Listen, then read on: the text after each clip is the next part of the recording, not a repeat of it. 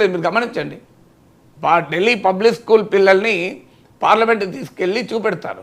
బయటకు వచ్చినాక అడుగుతారు, మీకు ఎలా అనిపించింది పార్లమెంట్ అని, how did you find the parliament అని. We will not be allowed to behave like this in our school అన్నారు వాళ్ళు. మమ్మల్ని మాత్రం ఇలా ప్రవర్తించనియర్ స్కూల్లో అన్నారు. ఏమన్నారు అంటే, ఎందుకు మీరు కావాలంటే మీ ఇంట్లో ఎగ్జాంపుల్ చేయండి. మీ ఇంట్లో చిన్నపిల్లలు ఉంటే, ఒక 3 ఏళ్ళ 2 ఏళ్ళ పిల్లలు, శాసనసభ లైవ్ పెట్టండి. వాళ్ళు ఆసక్తిగా చూస్తున్నారా లేదో ఒక 5 ఏళ్ళ పిల్లలు 6 ఏళ్ళ పిల్లలు చూడండి. బహుశా ఆడికెళ్ళి పారిపోతారేమో.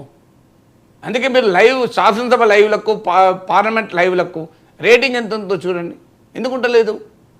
ప్రజల సభ కదా, ప్రజలు ఎంత ఆసక్తిగా శాసనసభను గమనించాలి కదా. ప్రజలు తమ ఆశలకు ఒక వేదిక భావిస్తారు కదా. మరి శాసనసభ్యులు, గౌరవ శాసనసభ్యులు ఆలోచించాలి. ఇది అన్నందుకు నా పైన సభా హక్కులు ఉల్లంఘన పెడతారేమో, contemporary legislature. But still I'm ready.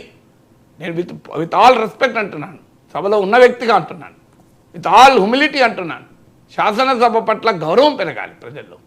శాసనసభ కార్యకలాపాల పట్ల ప్రజల్లో ఆసక్తి కలగాలి. ప్రజలు ఇది మా సభ, మా సమస్యలు చర్చించే సభ, మా నాయకులు చర్చిస్తున్నారు అనే గౌరవం పెరగాలి.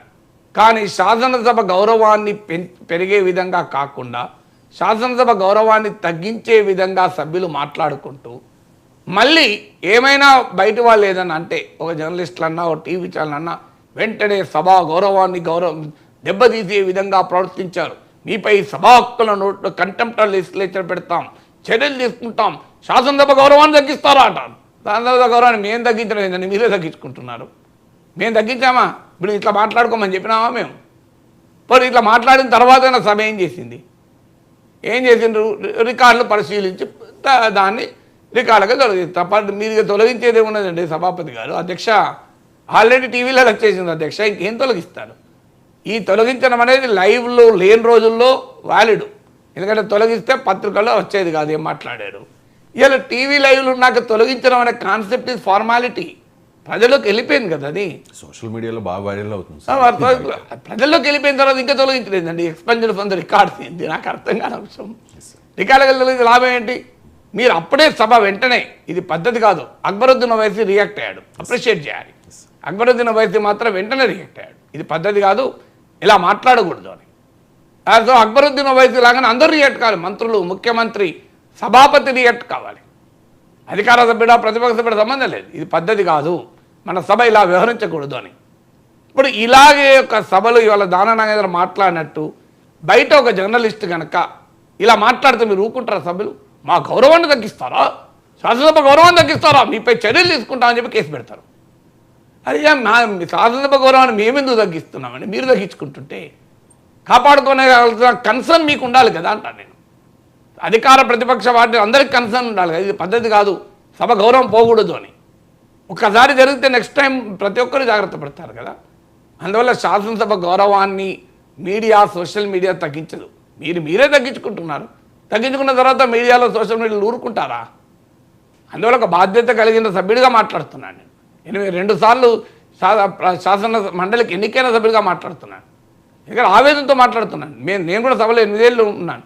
ఏనాడు కూడా భాషలో కానీ, పద్ధతిలో కానీ, సంస్కారంలో కానీ ఏనాడు ఒక్క అడుగు కూడా పక్కకు జరగలే. అందుకే ఇప్పుడు మీకు రేవంత్ రెడ్డి గారు శాసన మండలి ఉద్దేశించి ప్రసంగిస్తున్నప్పుడు కూడా నా పేరు రామయ్య గారు సార్ పేరు తీశారు, మీరు గుర్తుండి ఉంటుంది. ఆయన శాసన మండలి తొలి ప్రసంగంలోనే చెప్పారు. ఎందుకంటే మా బెంచ్ మేట్ అతను. రేవంత్ రెడ్డి కూడా ఎన్నడూ అలా చేయలేదు. రేవంత్ రెడ్డి చాలా గట్టిగా మాట్లాడేవారు, మామూలు కాదు. కానీ ఏనాడు కూడా అసభ్యకరంగా ఒక్క రోజు కూడా మాట్లాడలేదు Revanth Reddy was a very bitter critic, powerful speaker ఉండే. సో ఒక దశలో అయితే రోషయ్య గారికి కోపం వచ్చి రేవంత్ను నువ్వు రవంత్ రెడ్డి అన్నాడు. కోపం వచ్చి నువ్వు రేవంత్ రెడ్డి కాదు రవంత్ రెడ్డి అన్నాడు. అయినా కూడా రేవంత్ రోషయ్య గారిని ఒక్క మాట అనలే. రోషయ్య గారిని ఒక్క మాట అనలే, నవ్వురుకున్నాడు. అని సార్ మీరంతా ఆయిల్ రాసుకొని తిరుగుతుంటారు సార్, మిమ్మల్ని పట్టుకోలేదు, జారిపోతుంటారు అన్నాడు. సో రాజశేఖర రెడ్డి ప్రభుత్వం పైన మామూలుగా ఉండేది కాదు ఆయన అటాక్ ఆనాటి ప్రభుత్వం పైన. కానీ రేవంత్ రెడ్డి కూడా ఎన్నడూ సభా సాంప్రదాయాలు దాటి, సభా మర్యాదలు దాటి ఎన్నడూ మాట్లాడలే. అందువల్ల ఇలాంటి డిబేట్లు చూసాం మనం. సో శాసనసభలో పెద్ద పెద్ద నాయకులు పనిచేశారు కదా. శాసనసభ గౌరవాన్ని నిలబడాలి కదా. శాసనసభ గౌరవాన్ని ఇనుమడింపచేయాలి. అందువల్ల this is a very very bad president. దానిపైన నా బాధ ఏంటంటే సభ రియాక్ట్ అయిన తీరు. సభ దీని పట్ల రియాక్ట్ కావాల్సిన స్థాయిలో రియాక్ట్ కాలేదు. అధ్యక్ష, నా విజ్ఞప్తి ఏంటంటే ఇప్పటికైనా, ఇప్పుడు సభ అయిపోయింది, ఏం చేయలేము. దేవుడు రియాక్టెడ్, ఇది పద్ధతి కాదు అంటే బయట సమాజం రియాక్ట్ కాకముందు సభే రియాక్ట్ అయితే సభ గౌరవం పెరుగుతుంది. సభనేమో తక్కువ రియాక్ట్ అయింది, బయట సమాజం ఎక్కువ రియాక్ట్ అయింది కదా. సో ఆ బయట సమాజం ఎక్కువ రియాక్ట్ అయితే కాకూడదు కదా. సభ ఇది సెల్ఫ్ రెగ్యులేటింగ్ బాడీ. సభను ఇంకో రెగ్యులేట్ చేయరు, సభే రెగ్యులేట్ చేసుకుంటుంది. మన రాజ్యాంగం ప్రకారం సభను మరో రకంగా ఉండదు. మీరు సింపుల్గా చెప్పండి, ఇలాగే తిట్టుకుంటే బయట భారత న్యాయ సంహితను లేకుంటే భారత శిక్ష ఇంకా ఇతర చట్టాలు వర్తిస్తాయా, వర్తించాయా? మరి సభలో తిట్టుకుంటే వర్తించాయా? నీ బయటికి రారా, నీ సంగతి చూస్తా బయటికి రా అంటే ఇది ఏ చట్టం వర్తించదా? ఇదే మాట మీరు బయట అన్నారనుకోండి, పోలీసులు కేసు పెడతారు. సభలో అంటే కేసులు అనుకోవచ్చా? సభలో మిమ్మల్ని చూస్తే బయట కూడా అనుకుంటారు కదా.